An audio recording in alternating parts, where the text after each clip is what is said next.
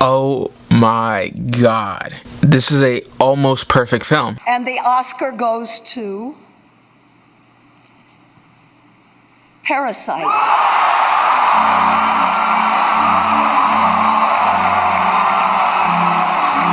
Parasite, released in 2019, is directed by Bong Joon-ho.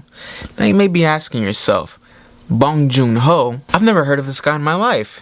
Well, if you grew up in the early 2000s, specifically 2009 to 2012, and you had access to Netflix, you probably recognize a movie called The Host.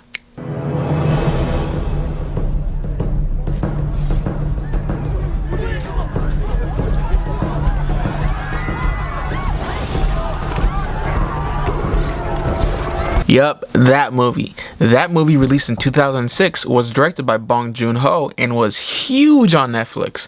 It was like the crazy Korean movie everybody was talking about at the time. So Bong Joon-ho, the director of that film, directed this film, Parasite. Also wrote and produced in this film. This film follows the story of a poor family who gets employed by a rich family. 암호를 거셨다 드디어. 아, 암호. 이래서 국까지 눌러봤어? 안 돼. 반대 순서로 대봐. 안 된다니까.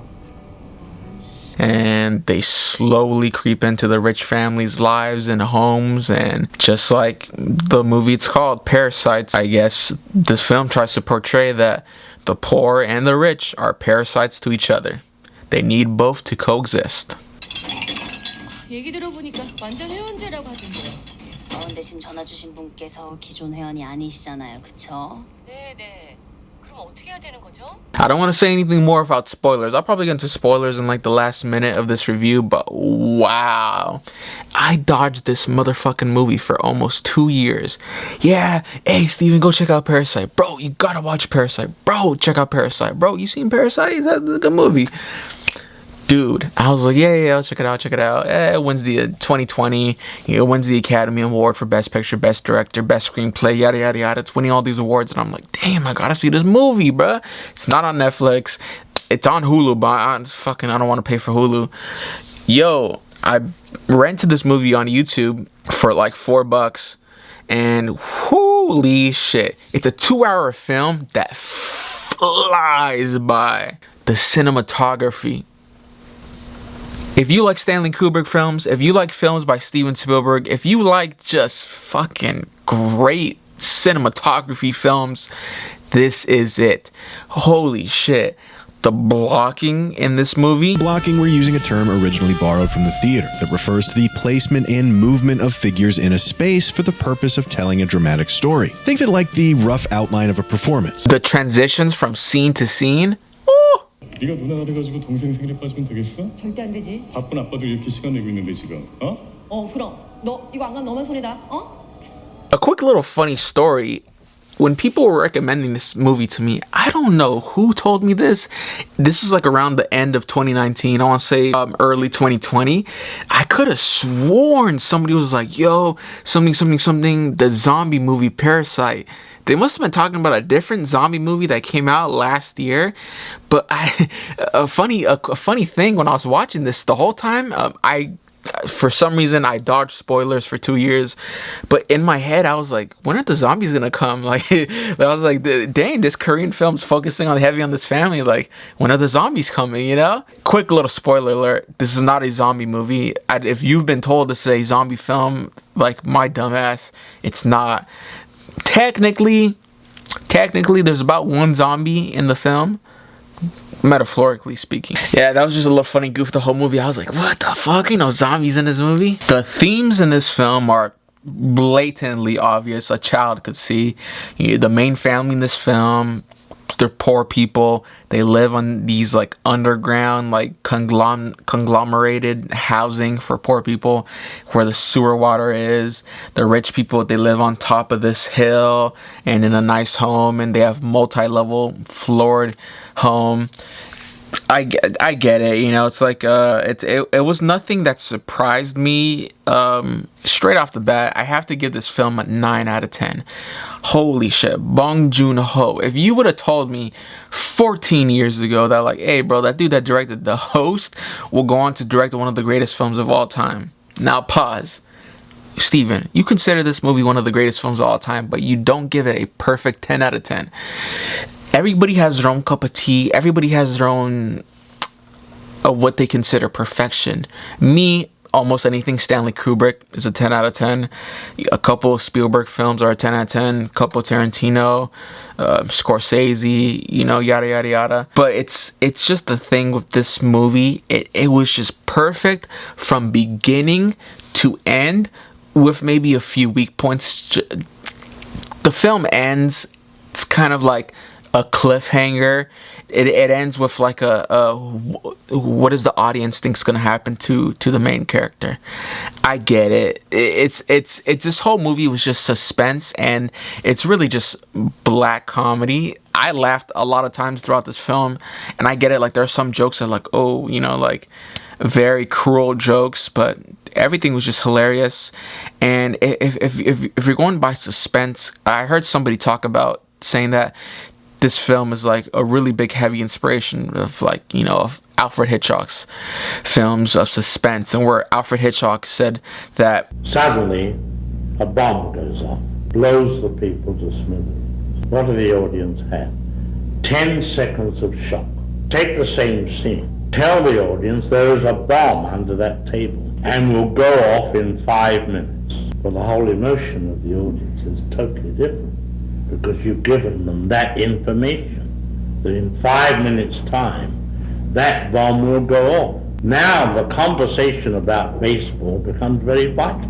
Don't be ridiculous. Stop talking about baseball. There's a bomb under there. You've got the audience working. That's a sense of suspense. I felt that throughout this whole movie. Just that's a old school Hitchcock suspense, and to just end the movie the way it ended, I was expecting like a twist ending, out just something to just go like whoa, but it ended on not like, oh, like this is what happened, but it is a cliffhanger, and use your brain. Come on, you know what happens. It was a little weak right there, and maybe, and like, nope, actually that's it. I'm just talking shit. Just the ending. Everything else is just crisp. Directing, the horror, suspense, the comedy. This film had everything. And I'm telling you, it's a 2-hour film. Fucking flies by. That's the end of the non-spoiler review. The spoiler review is coming up in 3, 2, 1. You have been warned. This poor family infiltrates a rich family, early 20s college student boy. His best friend was an English tutor in this rich Korean household. He leaves to America for school, and he tells his best friend that, yo, I had this gig teaching these rich people English. You should work there. The college student gets that job, and he starts noticing that, wow, these people are so rich. So he goes, he just secretly gets his sister a job, secretly gets his dad a job working for these rich people. And the way they do it is by firing the already people that work there. 다솜이 같은 애도 있는데. 그러니까요. 집에 다솜이 같은 어린애도 있는데.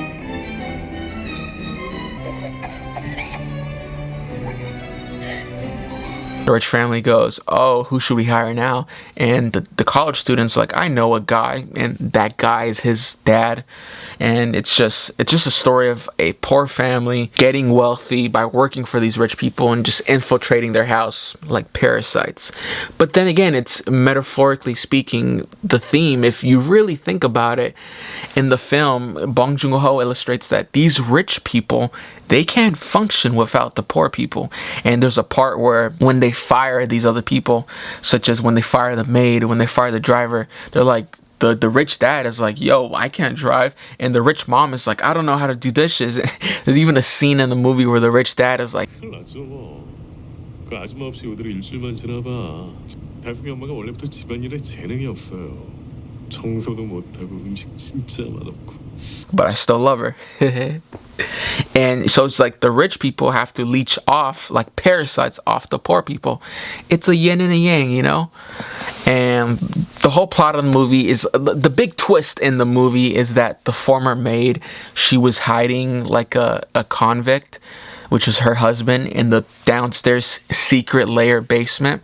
And I say secret layer because it was like some like secret layer that she had access to from the previous homeowners, and she kept her husband there for like 3 years, and he was just being fed there, and the poor family find out, the poor family, and that's the big twist ending. And then now it's the former maid threatens this new family, saying that, hey, you're the reason I got fired, hey, you guys are scumbags just like me. And then she threatens to tattletale on the rich family, and then that's where the hijinks happen, and the movie ends, and there's like stabbing and killing from the husband because they end up killing the former maid. And you're at this point, you're just going, whoa. Like, if you hadn't seen the movie and you're listening to these spoilers right now, you should be fucking interested. And if you've seen this movie, you're like, yo, exactly, like, this movie was just awesome. Like, it's so beautiful that foreign films like this get recognized. Like, a Korean foreign film wins Best Picture. There are probably I can't name off the top of my head right now, but there are probably a bunch of other foreign films that should have won, should have been recognized by the Academy, just deserve more exposure. Like, not every English speaking film is great. This movie was 99% in Korean, 1% in, like, they say a couple English words, but that's it. You know, it's really glad you see these foreign films getting respect, the themes, and yeah, Bong Joon-ho even says, 켄틴 형님이 계신데, people in the US were not familiar with my film. Quentin always put my films on his list. He's here. Thank you so much. 켄틴, I love you. You know, Martin Scorsese, Tarantino, list goes on. He thanked these guys in his Academy Awards speech. I personally, I think the world is getting more united. I think through the power of the internet, more people are getting united, and more people are getting exposed to different cultures and different ethnicities and different ideologies, which is good. That's why we don't fucking need cancel culture. Like, let people talk. That should be good. There's somebody who's saying horrible stuff, because you should go as an intelligent person. You should go, hey, I don't want to be associated with that person. Yeah, now I know, you know? Fucking, that's all these idiots get with this Jeffrey Epstein guy. And I'm going in a rant now, but it's like, now that we have, the internet exposure, we know that there are bad people like Jeffrey Epstein, bad people like that. Stay away from them. More people are just being educated through the power of the internet. Rant, rumbling on. Go watch this movie. If you've seen it, what is your favorite part? My favorite part is probably the intro where the sister. My favorite character was the sister. She was the best in the film. The college student's sister, Jackie, I think her name was, or Jessica. Jessica, yo, she was the best. Like, she just, that's a manipulator. That is a sneaky businesswoman manipulator who just puts phone calls, knows exactly what to do. There's even a funny scene where she talks about, she was talking to the son, and she was like, oh yeah, your son had schizophrenia, this and that. He's showing it in his paintings, and the mom's like, what the fuck? And the sister Jessica, she's talking to the parents, and she's like, yo, I made that shit up. I just googled that shit. I don't know what the fuck is that. Awesome movie. Cannot recommend it even more. Please check it out, and I'll see you next time on the next review. Peace out. 보통 그림 우측하단 이쪽 부분을 스키조프레니아. 어저께 쌍언니한테 뭐 어떻게 한 거냐? 몰라 씨발. 아니 뭐 인터넷에서 미술 치료? 검색한 거 썰 좀 풀었더니 헐 갑자기 막 쳐 울더라니까. 미친년 내가 어이가 없어가지고.